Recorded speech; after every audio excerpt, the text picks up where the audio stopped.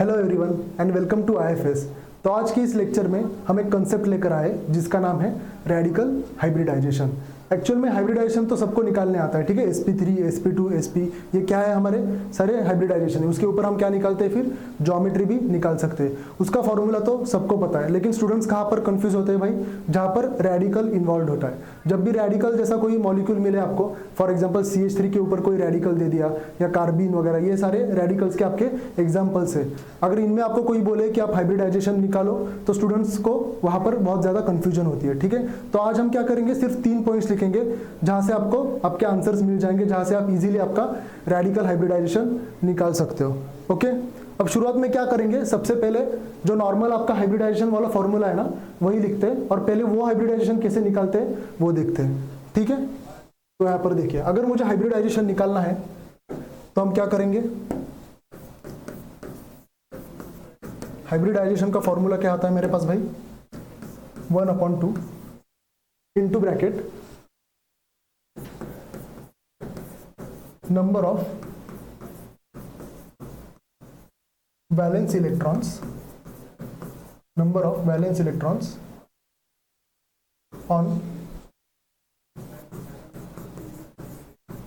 Central metal atom, ठीक है। Number of valence electrons on central metal atom plus इसमें क्या करेंगे हम, आपके जितने भी नंबर ऑफ मोनोवैलेंट एटम्स होंगे ना उसको ऐड करेंगे।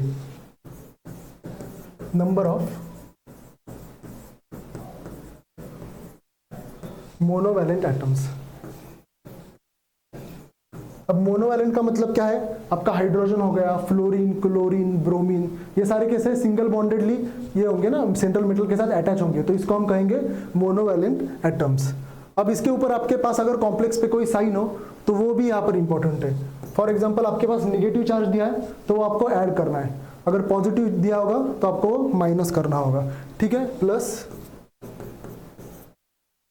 निगेटिव चार्ज, ठीक है, या माइनस पॉजिटिव चार्ज। ये फॉर्मूला होता है किसका, अगर हमें कोई हाइब्रिडाइजेशन निकालना है नॉर्मल चीज का, ठीक है। अब देखिए फॉर एग्जांपल एक लेते हैं यहाँ पर, अगर मैं एग्जांपल लूं XCO3, अगर इसका सबसे पहले हमें निकालना है हाइब्रिडाइजेशन तो वो कैसे निकालेंगे, हमारे पास फॉर्मूला है 1/2। अब Xc मुझे पता है क्या है, एक इनर्ट गैस है, ठीक है। इसके वैलेंस में कितने इलेक्ट्रॉन्स होते हैं, 8 इलेक्ट्रॉन्स। अब मैं डालूंगा ब्रैकेट में 8, तो यहाँ पर कितना आया भाई, 8/2 = 4। अब ये 4 क्या हुआ, एक स्टेरिक नंबर होता है, ठीक है, स्टेरिक नंबर बोलते हैं एक्चुअल में इसको। ये 4 आपका हुआ स्टेरिक नंबर। अब यहाँ से हम क्या निकालेंगे, आपकी ज्योमेट्री आपको समझ में आ जाएगी। ज्योमेट्री बोलो या हाइब्रिडाइजेशन, sp3 हो गया ये। अब sp3 है तो आपको पता है sp3 का मतलब क्या है भाई, टेट्राहेड्रल ज्योमेट्री यहाँ पर बन रही है। क्या बन रही है, टेट्राहेड्रल ज्योमेट्री। अब इसका स्ट्रक्चर कैसे आएगा, स्ट्रक्चर देखिए, Xc डबल बॉन्ड हो, डबल बॉन्ड हो, डबल बॉन्ड और डबल बॉन्ड O। ये आपका स्ट्रक्चर हुआ किसका, XCO3 का। अब देखते हैं आगे, अगर आपको इसको निकालना है कैसे निकाला, तो देखिए ये सारे मेरे पास Xc के वैलेंस इलेक्ट्रॉन्स है, कितने, 8 इलेक्ट्रॉन्स है, राइट। अब मैं करूंगा क्या करूंगा, अब मुझे पता है मेरे पास 4 ऑक्सीजन है। अब यहाँ पर मैंने ऑक्सीजन ऐड क्यों नहीं किया, क्योंकि ऑक्सीजन आपका मोनोवैलेंट एटम नहीं है, ठीक है। मोनोवैलेंट का मतलब आपके हेलोजन्स हो गए, फ्लोरीन, क्लोरीन, हाइड्रोजन, ब्रोमीन, ये सारे आपके मोनोवैलेंट हो गए। ऑक्सीजन कभी एक मतलब एक सिग्मा से तो नहीं जुड़ता है ना, लाइक एक सिग्मा बॉन्ड होता है उसमें और एक पाई बॉन्ड होता है, ठीक है, तो उसको हम यहाँ पर ऐड नहीं करते। अब मैं यहाँ पर क्या कह रहा था, अब देखिए हमारे पास 8 वैलेंस इलेक्ट्रॉन्स है, किसके, Xc के। अब मैं यहाँ पर अटैच करूंगा ऑक्सीजन, ठीक है, ये आपके हो गए 4 ऑक्सीजन अटैच। तो इसलिए इसका जो स्ट्रक्चर आपके पास बनता है वो है Xc डबल बॉन्ड हो, डबल बॉन्ड हो, डबल बॉन्ड हो और डबल बॉन्ड हो। तो ये आपका एक टेट्राहेड्रल स्ट्रक्चर या टेट्राहेड्रल ज्योमेट्री बन गई, ठीक है। ये तो नॉर्मल मेथड हुआ किसी भी चीज का हाइब्रिडाइजेशन निकालने के लिए। अब देखेंगे हम हाइब्रिडाइजेशन इन रेडिकल सिस्टम। हाइब्रिडाइजेशन इन रेडिकल सिस्टम, ठीक है। अब सिर्फ 3 चीजें हमारे पास जो आपको कंसिडर करनी है और वहां से आपका हर एक आंसर निकल आएगा। तो सबसे पहला पॉइंट देखते हैं, देखिए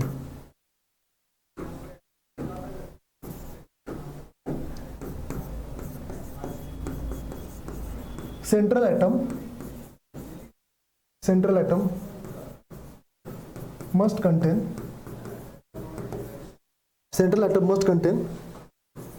any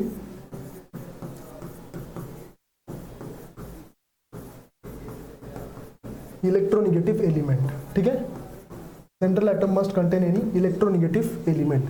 अब इलेक्ट्रोनेगेटिव एलिमेंट का मतलब आप सबको पता है, कोई भी हैलोजन हो सकता है, ऑक्सीजन हो सकता है। ठीक है, हम यूजुअली हैलोजन्स कंसिडर करते हैं। फॉर एग्जांपल आपने क्या, फ्लोरीन, क्लोरीन, ब्रोमीन या नाइट्रोजन वगैरह, राइट। सेंट्रल एटम के पास एक इलेक्ट्रोनेगेटिव एलिमेंट जुड़ा होना चाहिए। अब सेकंड पॉइंट हमारे पास क्या है, if lone pair is present. ठीक है, ये पॉइंट इंपॉर्टेंट है। देखिए, if lone pair is present then do not consider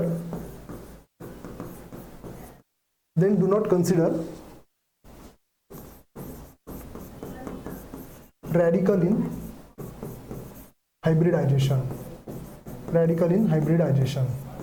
ठीक है, if lone pair is present then do not consider radical in hybridization। और तीसरा पॉइंट उसके उल्टा है, मतलब क्या होगा, अब if lone pair is absent, then only consider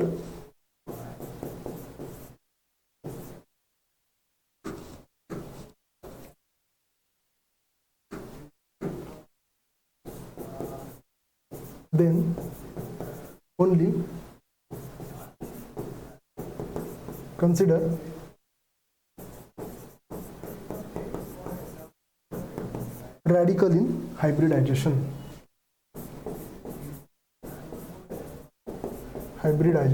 ठीक है, तो ये 3 पॉइंट्स है हमारे पास। सबसे पहला क्या, सेंट्रल मेटल एटम पे आपका कोई भी एक इलेक्ट्रोनेगेटिव एलिमेंट जुड़ा होना चाहिए।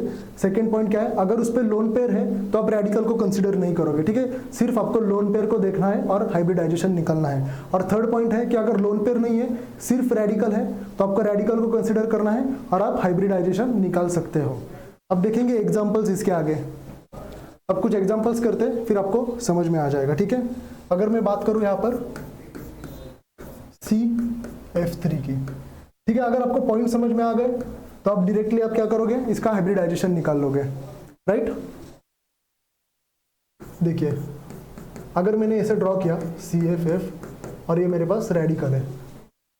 अब यहाँ पर कितने हैं भाई, सिग्मा बॉन्ड्स कितने हैं वैसे, कार्बन और फ्लोरीन के 3 है, राइट। ये आपके 3 है। और यहाँ पर कोई लोन पेयर है क्या, नहीं, क्योंकि कार्बन के पास ऑब्वियसली 4 होते हैं ना वैलेंस इलेक्ट्रॉन्स में, तो लोन पेयर तो नहीं है, एक रेडिकल है। तो यहाँ पर हम रेडिकल को इन्वॉल्व करेंगे।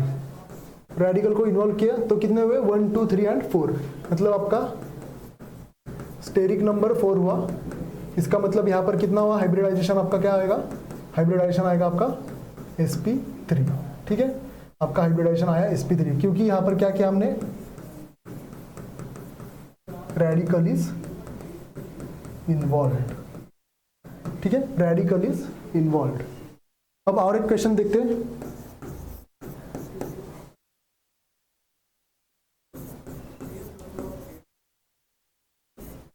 ठीक है, इसका देखिए, हमारे पास क्या है, ClO3 है।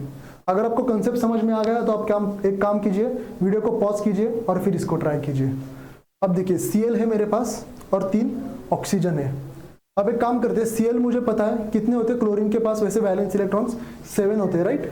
तो मैं काम करता हूँ 1 2 3 1 2 3 4 5 6 एंड 7, बराबर है। अब क्या करेंगे, 3 ऑक्सीजन है, ये आपका एक ऑक्सीजन, ये 2 और ये 3, और फिर ये बन गया आपका एक रेडिकल। ठीक है, 3 ऑक्सीजन हो गए और एक आपका यहाँ पर आ गया रेडिकल, मतलब इस पे एक रेडिकल है, कोई भी एक लोन पेयर यहाँ पर अवेलेबल नहीं है हमारे पास। तो इसका स्ट्रक्चर भी कैसे आएगा, C double bond O double bond O double bond O, और ये एक आपका रेडिकल आ गया। अब यहाँ पर भी लोन पेयर नहीं है, सिर्फ रेडिकल है। इसका मतलब आप रेडिकल को इन्वॉल्व करोगे क्या? जी हाँ, आप रेडिकल को यहाँ पर इन्वॉल्व करोगे। तो वापस से इसका हाइब्रिडाइजेशन क्या होगा भाई? यहाँ पर स्टेरिक नंबर वापस से 4 आ जाएगा। ठीक है, 4 कैसे? क्योंकि ऑक्सीजन, अगर देखिए यहाँ पर देखिए एक सिग्मा बॉन्ड होता है ना ऑक्सीजन में, तो उसके 3 और एक रेडिकल का आपका 4th। So steric number is equals to 4। So therefore hybridization वापस से आ गई आपकी sp3। ठीक है, तो आप लिखोगे यहां पर radical is involved, right? Radical is involved. अब आप देख सकते हो ऊपर के एग्जांपल में क्या है? फ्लोरीन है, यहाँ पर क्या है? ऑक्सीजन है। तो ये सारे कैसे आपके इलेक्ट्रोनिगेटिव एलिमेंट्स, राइट? आपको कोई भी हाइड्रोजन हो, नाइट्रोजन हो, ऑक्सीजन हो, ये सारे इलेक्ट्रोनिगेटिव एलिमेंट्स हैं। ठीक है, अब और एक एग्जांपल देखते हैं।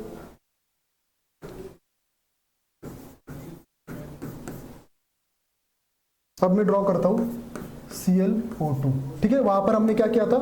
ClO3 किया था। अब मैं यहां पर लिया है ClO2। तो वापस से क्या करेंगे? वैलेंस इलेक्ट्रॉन्स को ड्रॉ करते हैं। ठीक है, डायरेक्टली आपको आंसर नहीं निकालना है, पहले आप क्या करोगे काम? वैलेंस इलेक्ट्रॉन्स निकालोगे, फिर आप देखोगे स्टेरिक नंबर क्या आ रहा है, क्या उसमें लोन पेयर है या रेडिकल है। अब देखिए 1 2 3 4 5 6 7, ये हो गए 7 वैलेंस इलेक्ट्रॉन्स। अब 2 तो ऑक्सीजन के साथ जुड़ जाएंगे, ये ऑक्सीजन, ये ऑक्सीजन। अब देखिए यहाँ पर क्या हो रहा है?